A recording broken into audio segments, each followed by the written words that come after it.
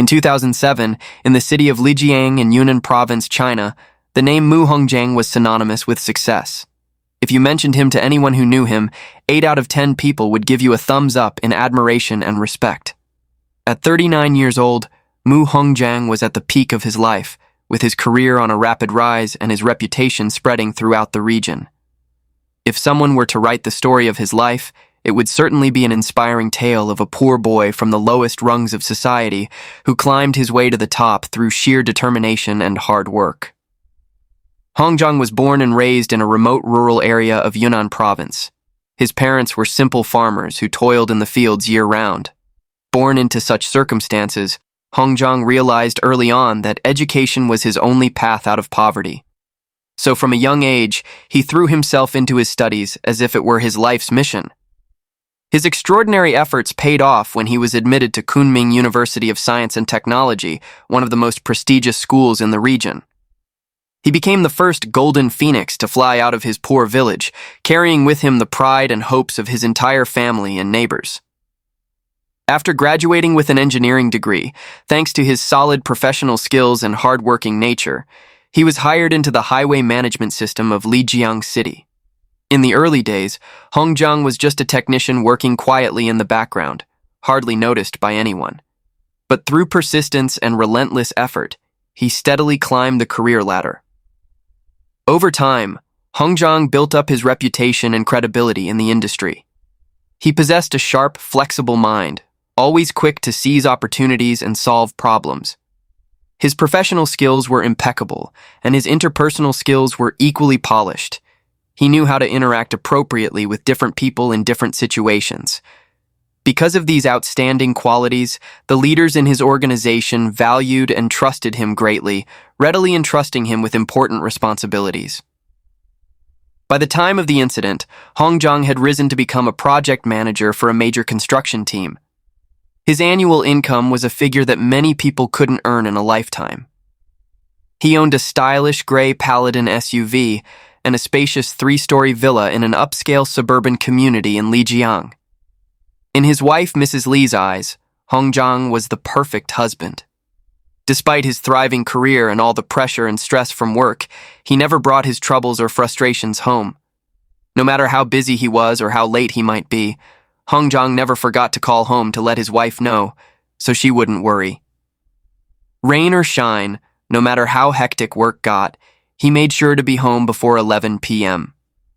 He was always gentle and attentive to his wife and children, and filial and respectful to both sets of parents. He was also generous when it came to spending on his family. Whenever friends or acquaintances joked with Mrs. Li, saying, "Your husband works in the construction industry where there's a lot of money and temptation everywhere. Men with money easily go astray. You'd better keep an eye on him." Mrs. Li would just smile gently and respond, "My husband is absolutely not that kind of person. I know him." She believed from the bottom of her heart that her husband was a perfect man, responsible to his family, and absolutely faithful to the home they had built together. But Mrs. Li had no idea that the human heart is the most complex and unpredictable thing in the world.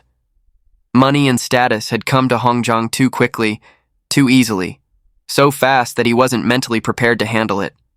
In public, he appeared dignified and impressive, an admirable success whom everyone respected. But deep inside, he increasingly felt empty, lost and strangely isolated. The contractors and business partners he regularly dealt with were mostly uneducated people with little culture. Whenever they got together, their conversations revolved around the same tired topics, either boasting about money or gossiping about women and their debauchery. Hongjiang was a properly trained engineer who graduated from a prestigious university with education and depth of thought. He simply couldn't fit into their shallow, mundane conversations. So at these gatherings, he became painfully quiet. Only at the end of the parties, when everyone fought to pay the bill, could he show his presence by pulling out his wallet to settle the check. To fill the deep void inside him and find somewhere to release the mounting stress and pressure from work, Hongjiang began seeking pleasures outside his family. Every few days, he would secretly visit the most upscale and luxurious entertainment venues in Lijiang. Among these places, the one he frequented most was a nightclub located about a 10-minute drive from Yunnan University. Though he had fallen into a lifestyle of indulgence, Hongjiang was still careful and clever about hiding his tracks. He never once stayed out overnight, always making sure to come home on time as he had promised his wife. That luxurious 3-story villa in the suburbs wasn't really a family home in the true sense. It was more like a secret garden that Hongjiang had built for himself, a private space where he could hide a completely different person, another version of himself that he didn't want anyone to know about. Hongjiang naively believed he was smart and cunning enough to manage and balance everything. He never considered that someone who keeps dancing on the edge of a cliff will sooner or later lose their balance and fall into the bottomless abyss. In 1988, in the Mentugu district of Beijing, a baby girl named Zhang Chao was born into an ordinary working-class family. In her childhood, her family's life wasn't wealthy, but they didn't go hungry or lack for clothing either. Zhang Chao's parents both worked at a large local coal mine, holding the coveted iron rice bowl government jobs that so many people envied at the time. Stable work, steady income, life seemed like it would go on peacefully forever. But who could have predicted that the coal in the mine would gradually run out, with production declining steadily? The factory fell into continuous losses, operations became increasingly difficult, and expenses exceeded revenue. Finally, the inevitable happened. The factory officially closed down and ceased operations entirely. Both of Zhang Chao's parents were laid off, losing their jobs at the same time. This devastating blow hit Zhang Chao hard. She was at the sensitive and vulnerable age of adolescence at the time.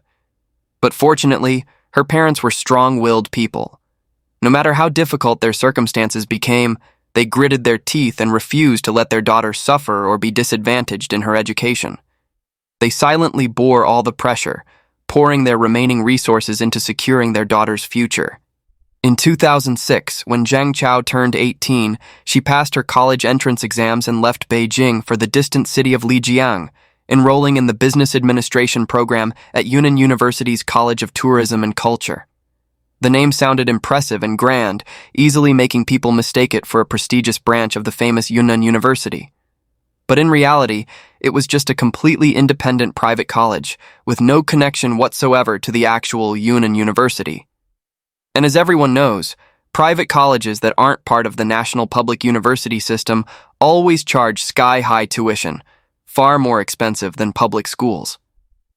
As one of the first students from Beijing that the school had recruited, Zhang Chao stood out among the crowd of students who mostly came from smaller provinces. She dressed more fashionably than her peers, always neat and trendy. Her eating habits were also more refined and particular, not as casual as other students.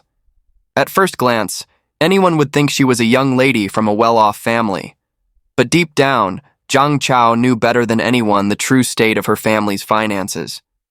Each year, tuition plus living expenses ate up nearly 20,000 yuan, about $2,800. A huge sum for her parents, who had lost their jobs and no longer had a stable income.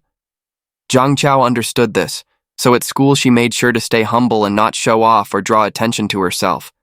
She tried to keep a low profile, not wanting anyone to know too much about her. Because of this, her classmates and schoolmates had only a vague impression of her. If not for the shocking incident that happened later, many people at the school would never have known who Zhang Chao was.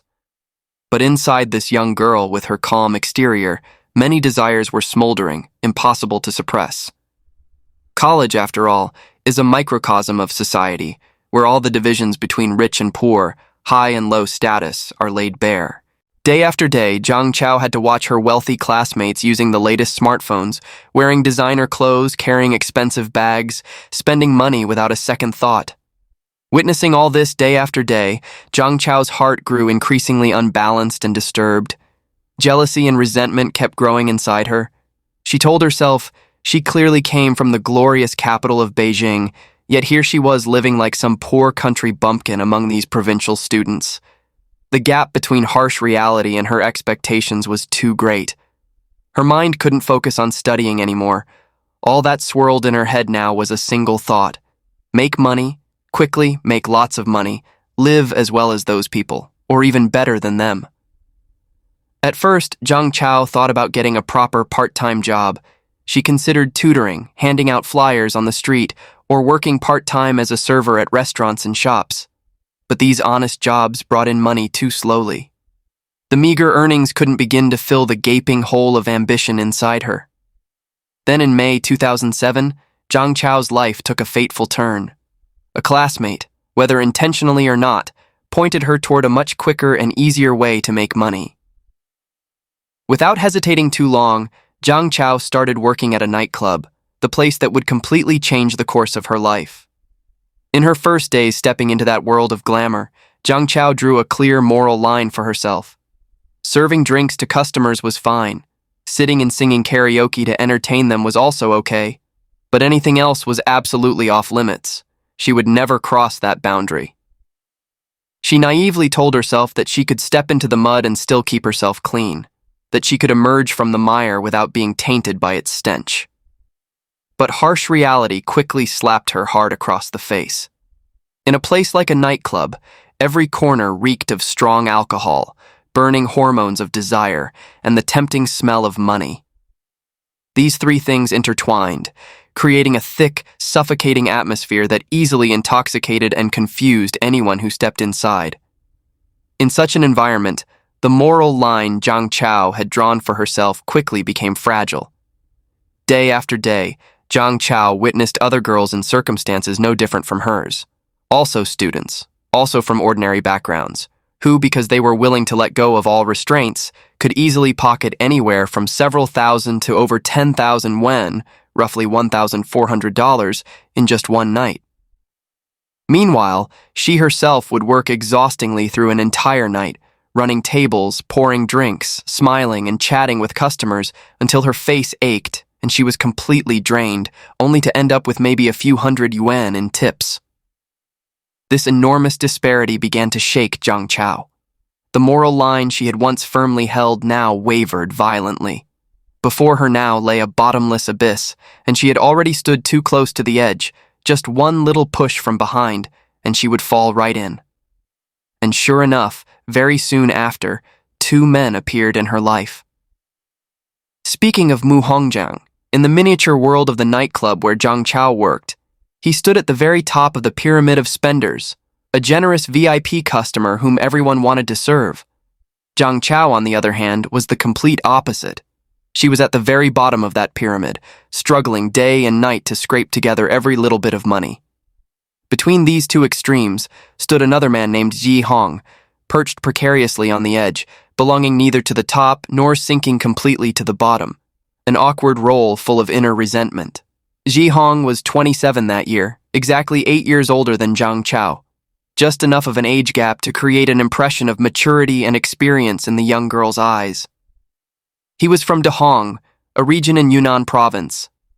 Tall, with a handsome face, he attracted the attention of many women. Having served in the military for a time, Xie Hong carried himself with a steady, composed air that exuded masculinity and reliability. Moreover, he was blessed with a silver tongue and high emotional intelligence, knowing how to pamper women and make them feel cared for and valued. Xie Hong's life had also known glory.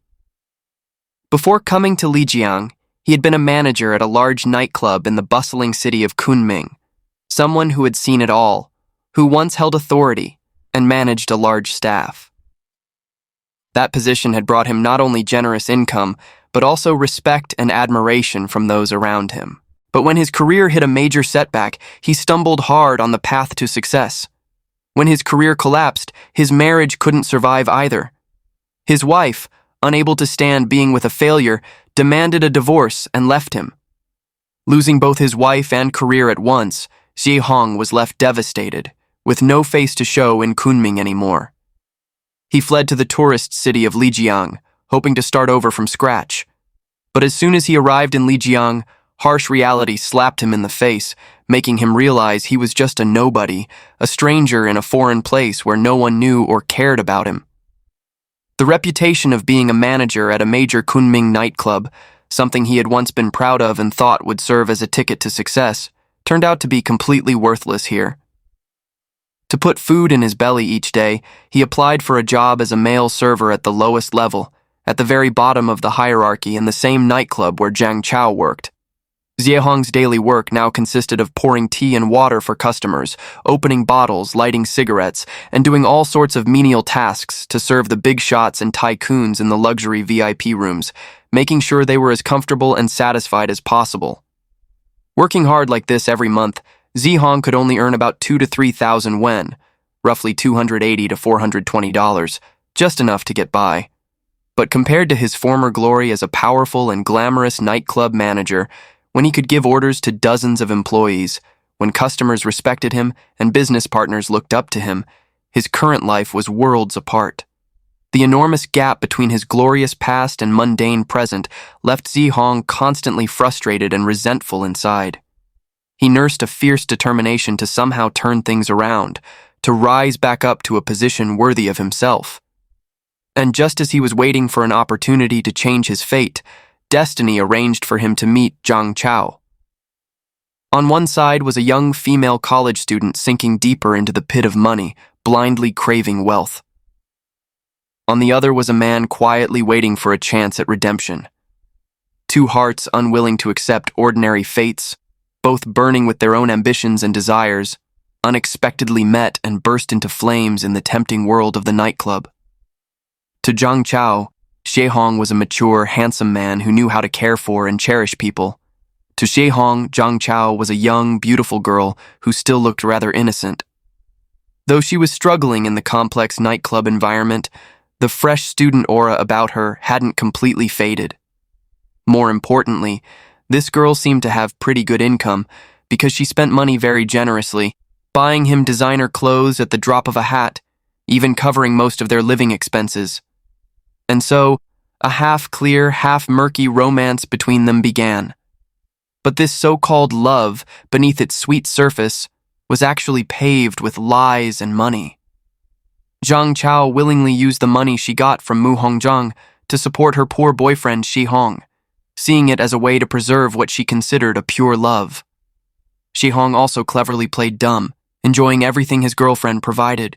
He never once asked where Zhang Chao's money came from, because deep down he knew the answer would make him uncomfortable. As for Mu Hongzhang, to please his young mistress, he spared no expense either. He promised to give Zhang Chao 30,000 yuan, about $4,200 per month for living expenses. Keep in mind this was 2007. 30,000 yuan at that time was an enormous sum. With such a lucrative promise, Zhang Chao immediately quit her job at the nightclub, transforming from a drink girl into a wealthy young lady with money to burn. Outside of class hours, she spent her days strolling through upscale shopping centers, buying whatever she wanted without a second thought. The money left over, she poured almost entirely into her boyfriend Xie Hong so he could also enjoy a comfortable life. The two even moved from their shabby rented room near the nightclub into an apartment in an upscale residential complex, beginning to live their sweet life together. Looking at this twisted and tangled relationship, Zhang Chao's role was actually quite pathetic. She traded her most beautiful years of youth for money from Mu Hongzhang, then turned around and used that same money to nurture what she called pure love with Xie Hong. She foolishly believed she was clever enough to manage everything, to keep money and emotions as two completely separate things. But paper can never wrap fire forever. A relationship built and maintained on lies and transactions is inherently suspended precariously in midair with no solid foundation whatsoever. The first ticking time bomb was planted right on her lover, Mu Hongzhang. Once the two became intimate, once Zhang Chao had completely fallen under his control, Hongzhang's perverted tendencies gradually emerged.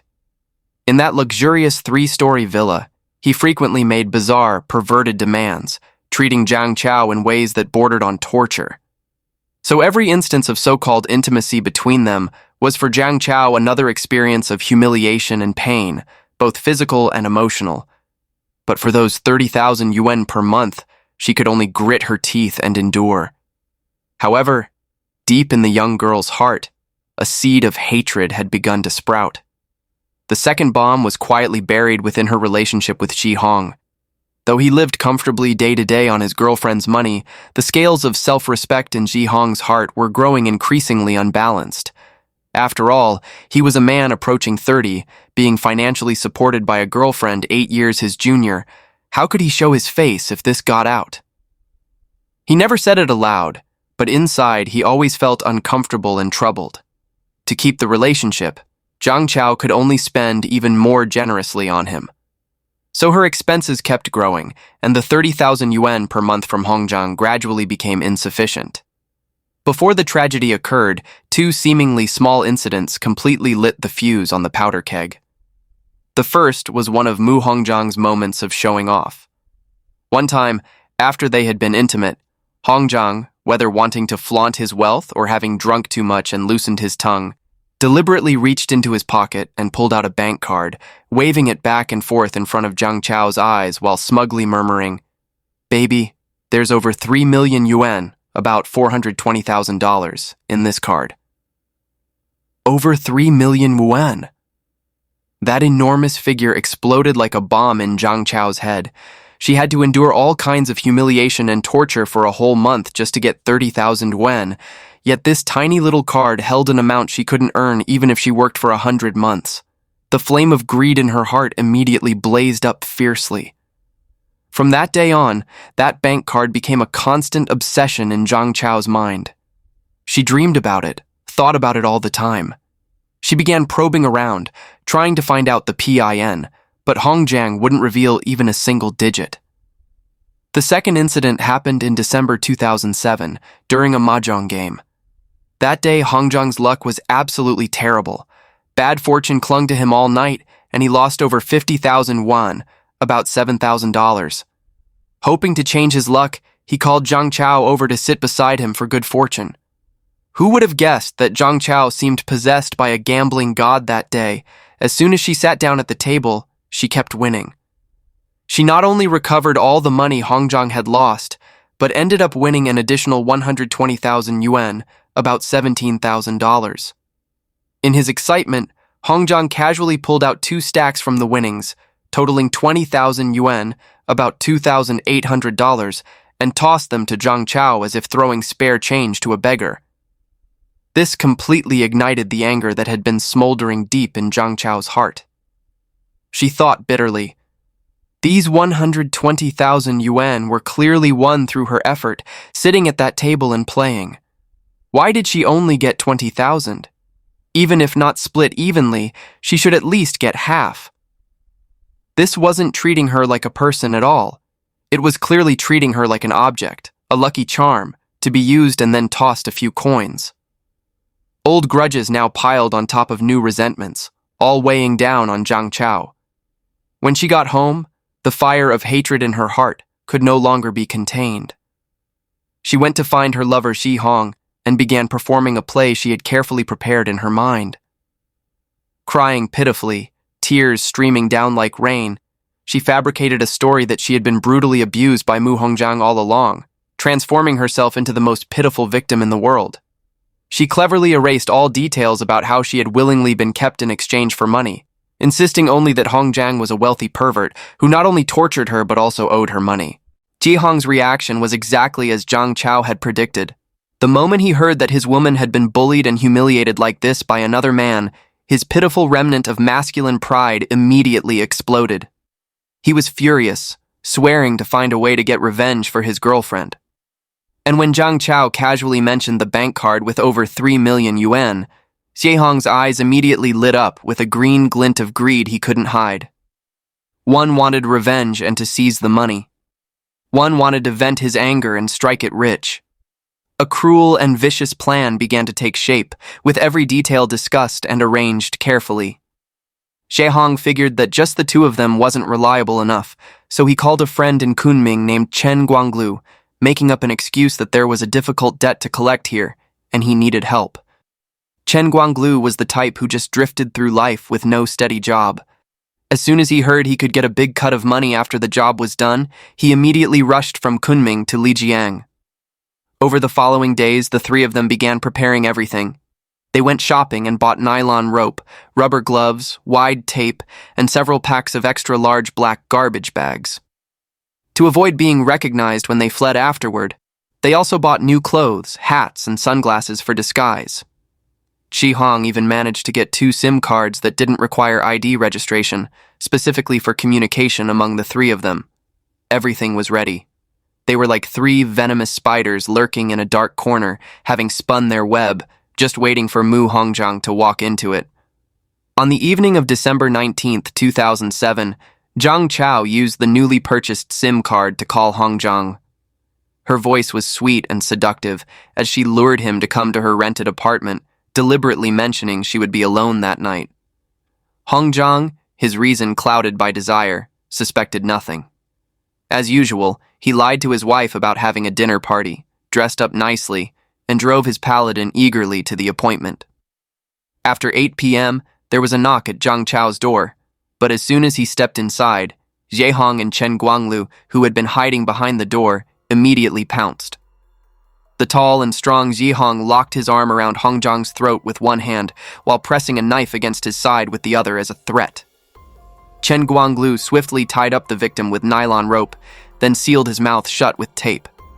Everything happened so fast that before Hongjiang could even cry for help, he had become a fish on the chopping block, dragged into the middle of the living room. Zhe Hong searched his body while aggressively demanding to know where the money was. The more than 2,000 yuan, about $280 in cash on Hongjiang, along with his phone, car keys, and several bank cards, were all found. Zhe Hong waved the cards in front of his face, demanding the pins. With his mouth taped shut, Hongjiang could only shake his head frantically. Seeing that Hongjiang wouldn't cooperate, Zhang Chao immediately went to the kitchen and came back with a box of toothpicks, then sat down in front of Hongjiang. "I'm asking you one last time, what are the pins?" Hongjiang stubbornly shook his head. Zhang Chao smiled coldly. "Fine. You brought this on yourself." She took a toothpick, aimed it at Hongjiang's finger, and drove it hard under his fingernail. The searing pain made Hongjiang's whole body jerk violently. From his throat came a muffled, agonized moan. Zhang Chao calmly pulled out the blood-stained toothpick, picked up another one, and asked, "Will you talk or not?" To save his life, he finally surrendered, tears streaming down his face as he nodded in shameful defeat, agreeing to reveal the pins. Having gotten all the pins, the 3 decided to immediately test whether they were real. They split up. Zhe Hong stayed behind to guard Hongjiang. Zhang Chao and Chen Guanglu changed into the clothes they had prepared, put on hats and sunglasses to hide their faces, then took the cards to an ATM in a deserted area they had scouted beforehand. There, they entered the pin that Hongjiang had given them and successfully withdrew 20,000 yuan, about $2,800. Satisfied with the result, Zhang Chao and Chen Guanglu returned to the rented apartment. At this point, both Zhe Hong and Guanglu felt their goal had been achieved. They had gotten the money, taught the man a lesson he wouldn't forget. Time to stop here. Zhe Hong advised Zhang Chao, "We've got the money. Let's release him and run." But Zhang Chao's answer sent chills down both men's spines. She shook her head firmly. "We have to kill him." Zhe Hong thought he had misheard. "Are you crazy? Robbery is robbery. Murder is murder. These are completely different crimes. There's no need to risk our lives for this money." Zhang Chao's voice was ice cold. "If we let him go, he'll definitely call the police. Then none of us will escape. Besides, I hate him. He has to die." All the grievances she had endured over this time, plus the anger from the mahjong incident, all exploded at once. Zhang Chao wanted more than just money. She wanted revenge. She wanted to watch with her own eyes as the man who had tormented her died at her hands. Zhe Hong looked at his girlfriend as if seeing a stranger, not knowing what to say. He tried to persuade her, but Zhang Chao had made up her mind, and nothing could change it. Under her continuous pressure, Zhe Hong, who wasn't exactly a good person himself, began to waver. He thought, if they really let Hongjiang go, the consequences would indeed be unpredictable. Well, they'd already gone this far. Might as well go all the way. He gritted his teeth and nodded. So Zhe Hong took the nylon rope from Guanglu and wrapped it around Hongjiang's neck. Hongjiang seemed to sense what was happening and began struggling frantically, strange sounds coming from his throat. But Ji Hong and Guanglu looked at each other, and both pulled hard on the ends of the rope. Within minutes, the body before them stopped moving and gradually went limp. Guanglu was so terrified his face turned white, and he collapsed to the floor. Ji Hong was also gasping for breath, his eyes glazed over. Only Zhang Chao remained frighteningly calm. She told the two men, "This won't work. The body is too big to carry out easily. We have to divide it up." What happened next was horrifying beyond words. They dragged Hongzhang into the bathroom. And at this moment, Zhang Chao did something no one expected. She picked up a DV camera, pressed record, and pointed the lens into the bathroom. Police later counted over 260 pieces. It was no simple task. The two men worked for several hours, not finishing until dawn the next day, when all the pieces were finally stuffed into 8 black garbage bags. Xie Hong drove Hongzhang's car, carrying Zhang Chao, Guanglu, and the bags containing the remains. Under cover of darkness, they drove to Yulong New District on the outskirts of Lijiang. Parking by the city moat, they threw the 8 black plastic bags into the river one by one. By the time everything was done, dawn was approaching. On the way back, Zhang Chao and Chen Guanglu stopped at another ATM and withdrew another 20,000 yuan. Xie Hong drove the victim's paladin to a deserted road near Park and abandoned it there. Afterward, the three gathered at the rented apartment, carefully cleaned up all traces inside, then sat down to divide the stolen money. Chen Guanglu received 13,000 yuan, about $1,800. The remaining 29,000 yuan, about $4,000, along with Hongzhang's phone and other belongings, went to Zhang Chao and Xie Hong. After dividing the money, Xie Hong and Chen Guanglu fled that very night, taking a bus straight to Kunming to get away from the scene. Zhang Chao, meanwhile, acted as if nothing had happened, calmly returning to her school dormitory. The next day, she went to class on time, ate, and slept normally as always. She thought she had committed the perfect crime without leaving any loose ends, never imagining that heaven's net has wide meshes but lets nothing through. While Zhang Chao was still dreaming of getting rich, calculating how to withdraw all the remaining money from Hongzhang's accounts, on the other side, a massive net cast by the police, the victim's family, and the bank was quietly closing in, tightening day by day. On December 20th, Hongzhang's wife, Mrs. Li, noticed her husband hadn't come home all night, and his phone kept going to voicemail. Worried and uneasy, sensing something was wrong, she hurried to the police station to file a report. Lijiang City Police received the missing person report and immediately launched an investigation. On December 21st, authorities discovered Hongzhang's paladin abandoned on a deserted road near Park. By December 22nd, the black garbage bags that had been thrown into the city moat in Yulong County were found and retrieved. DNA testing confirmed the remains belonged to Mu Hongzhang, the man whose family had been searching for him. At the same time, another lead emerged. Police checked Hongzhang's bank accounts and discovered his cards had been used for 2 withdrawals in the early morning hours of December 19th and 20th, totaling 40,000 yuan, about $5,600. When they pulled the ATM surveillance footage, they saw the people making the withdrawals were 1 male and 1 female. Though both wore hats and sunglasses, police compared physical characteristics and quickly zeroed in on Zhang Chao, the female student who had been closely associated with Hongzhang recently. The net was closing in fast. On December 23, 2007, when police appeared at Zhang Chao's dormitory, she remained remarkably calm, acting completely innocent. She simply said softly, "I know why you're here." Later, seemingly aware she wouldn't have a good ending, she naively asked, "Can you give me a lethal injection?" Based on Zhang Chao's confession, 2 days later, Xie Hong and Guanglu, who had fled to Kunming, were also arrested one after another. In the interrogation room, all three confessed to the crimes they had committed. Because of the extreme brutality of the methods used, this case immediately shocked not only Lijiang, but the entire country. When Hongzhang's wife, Mrs. Li, learned from police that her husband had not only been keeping a mistress outside, but had been killed by that mistress and her boyfriend, she immediately collapsed. She simply couldn't believe that the man who had played the role of good husband in front of her for so many years had been hiding such a face behind the mask. Police investigation later revealed that Zhang Chao was just one of Hong Zhang's many mistresses. He had lost his life because of his own desires, leaving his family with scars that could never be erased. In June 2008, the case went to trial.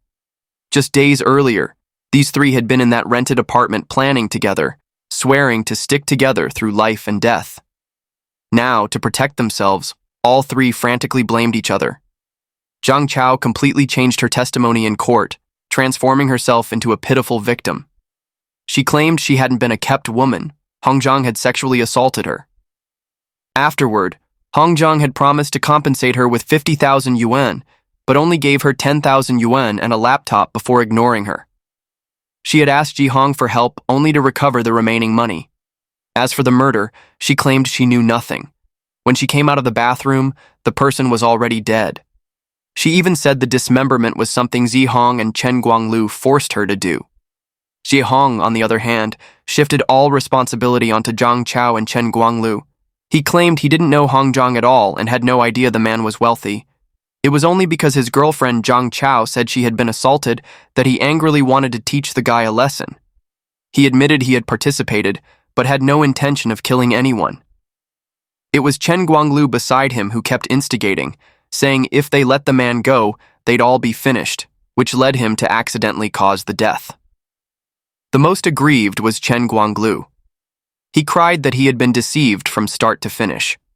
Ji Hong had only told him to come to Lijiang to help collect a debt. If he had known it was murder, no amount of money would have brought him here. In court, Chen Guanglu pointed directly at the other two, saying it was Zhang Chao who first proposed killing Hong Zhang, and it was Zhang Chao who led them to dispose of the body. Against the mountain of ironclad evidence, the testimonies of all three were nothing but jokes. The judge pointed out, Ji Hong worked at the nightclub, and Hong Zhang was a regular customer there. How could anyone believe he didn't know Hong Zhang was wealthy? Before the crime, they bought tools and called in help. After the crime, they drove off to dump the body and cleaned up the scene thoroughly. All of this clearly showed this was a premeditated crime, not a spontaneous act. Even more astonishing, while in detention, Ji Hong still wouldn't stay quiet. He secretly used toothpaste tubes to pass notes to Zhang Chao 3 times, instructing her how to shift all the blame onto Guanglu. The first trial verdict, Ji Hong and Zhang Chao were convicted of robbery and murder, death sentence. Guanglu, having played a smaller role and having been deceived into participating, received a suspended death sentence. When the verdict was announced, all three refused to accept it and appealed.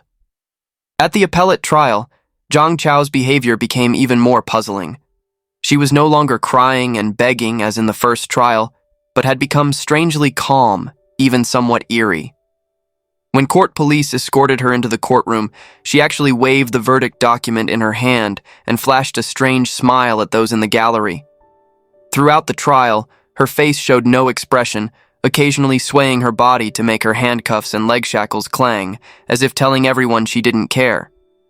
Finally, the Yunnan Provincial Supreme Court rejected the appeal and upheld the original verdict. The story should have ended there. But unexpectedly, when the Supreme People's Court was reviewing the death sentence approval, there was a major turn of events. The Supreme People's Court determined that although Zhang Chao was the cause of the case and bore heavy responsibility, considering that she was only 19 when she committed the crime, her mind was not yet mature, and she may have been manipulated by her boyfriend Ji Hong. Furthermore, the evidence showed that those who directly strangled the victim were Ji Hong and Guanglu. Zhang Chao did not directly participate in the killing. Additionally, after her arrest, her attitude was relatively cooperative. Considering these points, the Supreme People's Court, following the principle of executing fewer people and being cautious with the death penalty, ultimately commuted Zhang Chao's death sentence to a suspended death sentence.